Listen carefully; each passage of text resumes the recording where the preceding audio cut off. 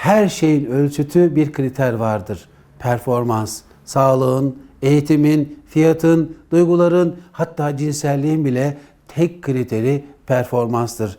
Yaşam koçları, enerji uzmanları, terapistler hepsi bize performansımızı artırmak için reçeteler sunar. Oysa hayat Dostoyevski'nin dediği gibi istemek ve isteğinin peşinden koşmakla daha güzeldir. Byung-Chul Han şöyle bir eleştiride bulunuyor. Güne dualarla başlayan, mübarek günlerde ve zamanlarda çalışmayan, ibadet eden, dua eden ve gününü dualarla bitiren insana modern hayat sürekli çalışmak zorunda olduğu bir yaşam şekli sundu.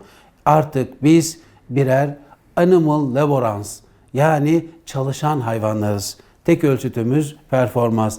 Halbuki Dostoyevski'ye göre tutku her şeyi bağışlatır ve önemli olan da budur. Performans değil, tutku.